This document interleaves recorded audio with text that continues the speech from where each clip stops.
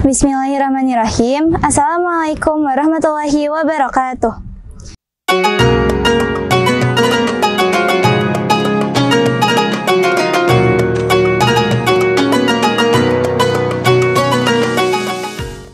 Halo teman-teman, saya Nindita Putri Tara dari kelas 7A, Angkatan 28 SMP Salman Al-Farisi Bandung.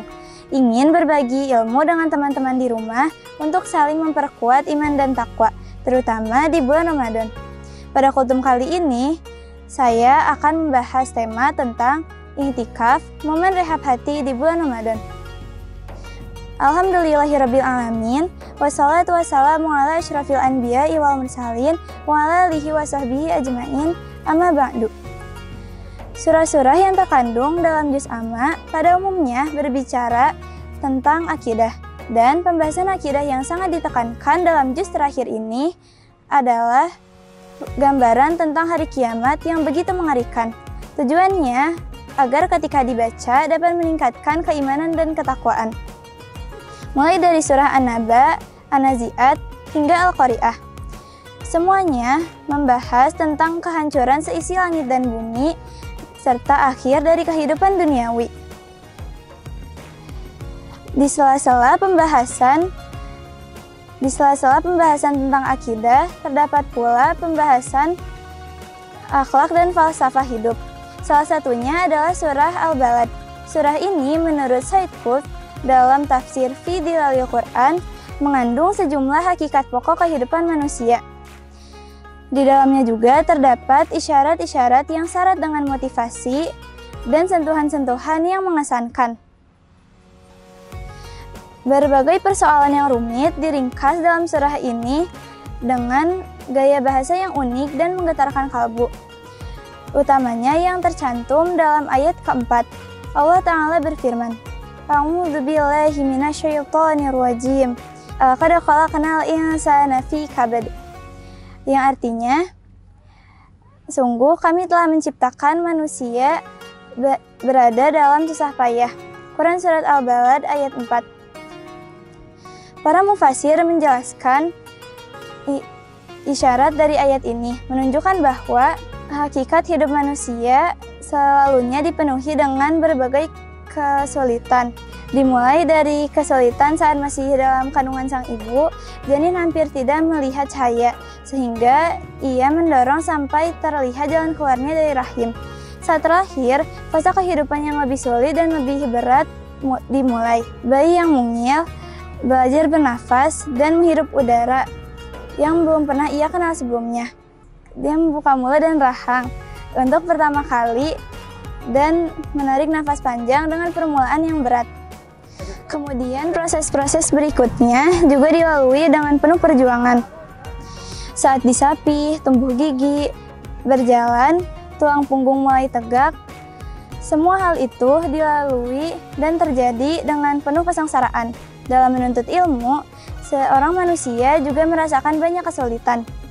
Dan kesengsaraan batin yang kita alami merupakan hasil dari berinteraksi dengan orang-orang di sekitar kita. Mereka yang kita anggap kawan, teman seperjuangan, terkadang justru menjadi duri dalam daging, menggunting dalam lipatan. Belum lagi mulut-mulut berisik yang suka ikut campur urusan hidup kita, menggunjing, menghina, bahkan memfitnah. Itu semua bisa membekas di dalam hati dan mengusik pikiran. Sengsara batin terjadi karena seseorang terlalu banyak berpikir. Akibat overthinking, seseorang bisa dilanda stres, insomnia, yaitu gangguan sulit tidur, atau bahkan anxiety, gelisah yang berlebihan. Jika sudah demikian, terkadang seseorang menghambur-hamburkan harta demi menghibur diri. Dia menuruti hawa nafsunya dalam rangka healing atau menenangkan pikiran. Namun sebenarnya dia sedang menipu dirinya sendiri karena melakukan tabzir atau pemborosan tidak dapat menyembunyikan kesengsaraan yang melanda hatinya. Lalu, adakah metode healing yang islami dalam menghadapi kabar atau kesengsaraan hidup? Dalam Al-Quran telah jelas dikatakan bahwa ketenangan hati hanya didapat dengan mengingat Allah. A'udzu billahi minasyaitonir rajim. alladzina amanu wa tatma'innu qulubuhum bidzikrillah. Ala bidzikrillah tatma'innul qulub. Yang artinya yaitu orang-orang yang beriman dan hati mereka menjadi tentram dengan mengingat Allah. Ingatlah, hanya dengan mengingat Allah hati menjadi tentram. Surat Ar-Ra'd ayat 28. Di bulan suci Ramadan, kesempatan untuk merehab hati dengan zikir sangat terbuka lebar, khususnya di 10 hari terakhir, yaitu dengan ibadah i'tikaf. I'tikaf adalah berdiam diri di dalam masjid dengan niat taqarrub atau mendekat kepada Allah. Arti i'tikaf adalah sejenak menjauh dari manusia, berkontemplasi, dan introspeksi diri dengan memperbanyak zikir dan tilawah. Dalam i'tikaf, hanya amal ketaatan yang dikerjakan dan hanya Allah tempat mengadu.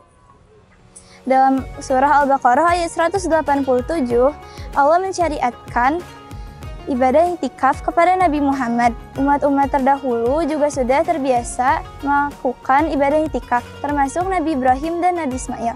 Quran Surat Al-Baqarah ayat 125.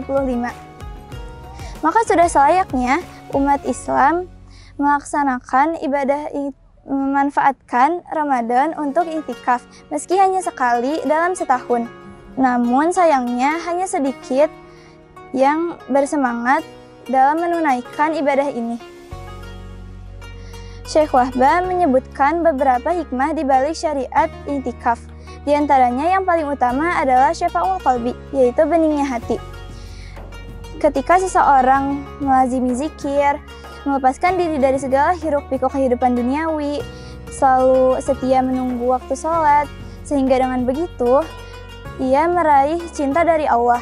Dan bisa dipastikan hati orang yang demikian itu akan bersih mengkilap. Terlebih lagi jika waktu i'tikaf dilakukan bersamaan dengan ibadah syiyam, lebih jiwanya akan semakin bening dan bercahaya. Faedah i'tikaf sebagai sarana rehab hati di bulan suci terangkum dalam perkataan Ibrahim Al-Khawash berikut ini. Penawar hati yang sakit itu ada 5 perkara: membaca Al-Quran dengan tadabbur, perut yang kosong, qiyamul lail, berkeluh kesah kepada Allah pada waktu sahur, dan bermajelis dengan orang-orang soleh. Ar-Risalah Al-Qushairiyah Al-Qushairi 1/104. Kelima hal tersebut akan didapat dengan i'tikaf di bulan Ramadan. Wallahu muwafiq ila aqwamit thoriq. I'tikaf adalah kesempatan emas bagi setiap muslim untuk membersihkan hati, meningkatkan spiritualitas, dan memperkuat hubungan dengan Allah. Dengan niat yang tulus, i'tikaf dapat menjadi sarana penyucian diri yang membawa keberkahan dalam kehidupan. Semoga Allah memberikan kita kesempatan dan kekuatan untuk menjalankan ibadah i'tikaf dengan penuh keikhlasan dan kekhusyuan. Marilah kita memanfaatkan bulan Ramadan dengan sebaik-baiknya untuk mendekatkan diri kepadanya agar kita termasuk hamba-hambanya yang mendapatkan ampunan dan rahmat. Taqabbalallahu minna wa minkum wa ja'alanallahu wa iyyakum minal aidin wal faidin. Amin ya rabbal alamin. Sekian kultum kali ini, semoga teman-teman bisa mendapatkan hikmah dan manfaatnya. Wassalamualaikum warahmatullahi wabarakatuh.